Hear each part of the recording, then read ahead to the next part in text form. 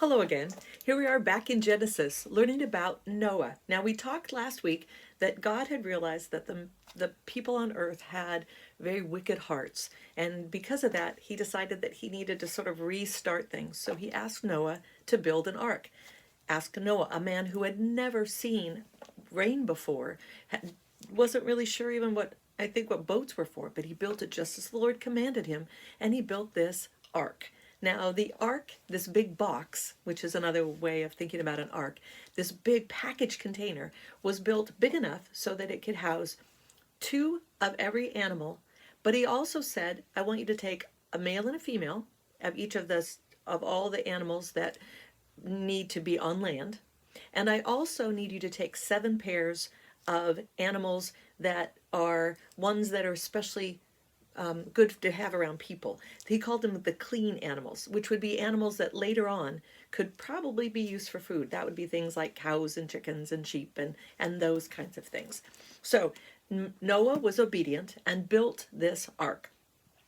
And he, just a quick thing to say, when he started this project, he was somewhere in 500 years old. So he was an older gentleman.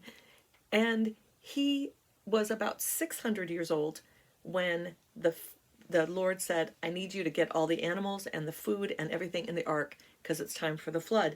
And God basically said, I need you to go in and take all of them in with you and then seal up the ark. So he got inside and closed up all the doors and got everything ready. And then God made sure that it was all sealed and safe. And then it said that God opened the floodgates of heaven. Now, we talked about the bubble around the world.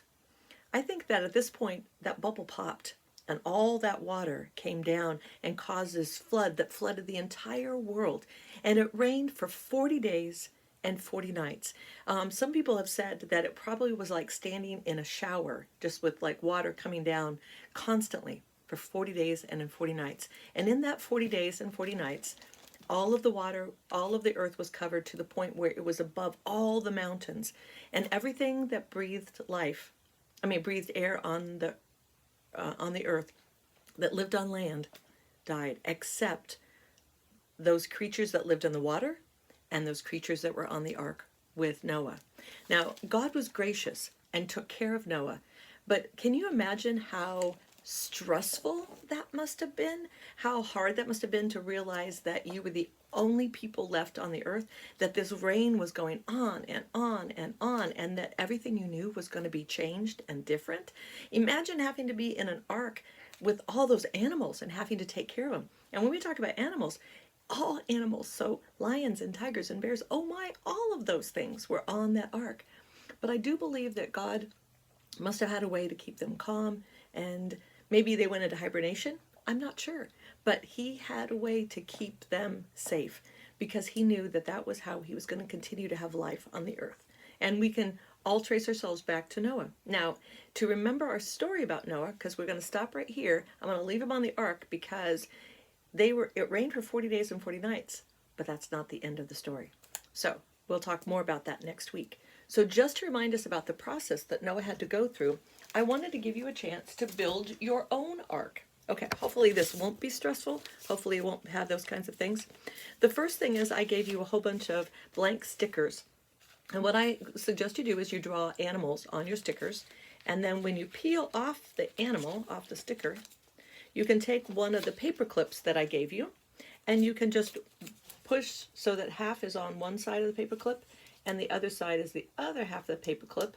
And if you do that so that you've got the two loops at the bottom, then that can be used to use these almost like little puppets to hook onto this envelope I gave you. Now this envelope could then become the ark, and this could be the door. So this is like the ramp that the animals get to go up into the ark. So let me show you what it looks like when it's all done. This is the one I made. Yours will be better because you guys always do great and wonderful things. But I made mine here, so I have this ramp of all these animals that can go up into the ark. And I sort of drew like birds on the top and all that kind of stuff, so that way I can have my own ark with my own animal puppets. And because we're talking about animals, I gave you some animal crackers to enjoy as you're working on your ark.